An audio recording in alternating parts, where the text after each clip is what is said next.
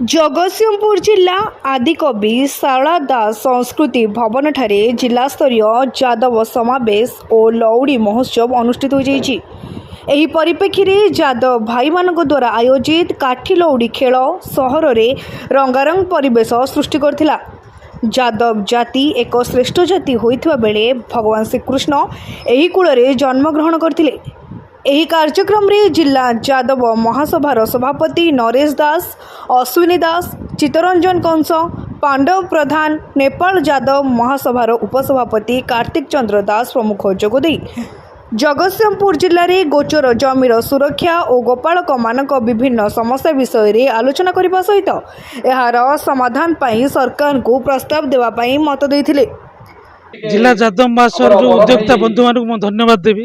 ये जिले में 2 वार्षिक आरंभ होती तेणु से विशेष विशेष अनुरोध करुच्ची ये जिले में जो यादव भाई मैंने 25% रु अधिक अच्छा से शिक्षा स्वास्थ्य एवं तांकर जो आर्थिक उन्नति पाई जो सेमिनार करने आज ये जो सेमिनार रे आमे प्रोत्साहन देलु एवं अनुरोध कलु एवं ताको आगु बढ़िया पड़ो आगामी दिन में पिला माने केमति पाठ पढ़िबे शिक्षित हेबे ताको आमे आगु बढ़ेछु।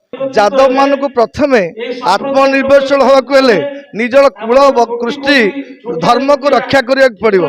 प्रथम होची तार संस्कार संस्कृति तार शिक्षा तार दीक्षा उपरे प्रथमे सचेतन होगा पड़िबो।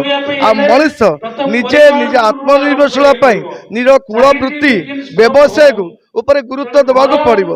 ये गोपाल मानकर जो वृत्ति क्षीर चाष व्यवसाय या पर यदि गोपाल जाति गुरुत्व दिए आगामी भविष्य रे ये ओडिशा एक समृद्ध राज्य हेबो। यादव समावेश सहित गोटे लौड़ी महोत्सव करजु 2 वर्ष धरी कार्यक्रम आरंभ होती। गत वर्ष मध्य आम कार्यक्रम आरंभ करूँ। विशेषकर जगतसिंहपुर जिले में आम जो यादव भाई मैंने अच्छा से एकजुट करवा और आमर जो लोकनृत्य रही लौड़ी ताको किपरि प्रोत्साहित करवा आगो को जीवा से विषय में आम समस्त सचेतन करने उद्देश्य और से कलार प्रदर्शन करने आम आज एकाठी होचु। ता सहित आम रही आम यादव माने जगतसिंहपुर जिलार मोट जनसंख्यार पाखापाखि 25% हेले से विभिन्न जगार अवहेलित अच्छा से आम मुख्य स्रोत को आनिबा एवं सेमानंकर सहित रहिबा एवं विभिन्न असुविधा सहयोग करबा ए सब कथा नै आम आज एकाठी होइछु। रीता साहू रिपोर्ट तीर्थक्षेत्र लाइव।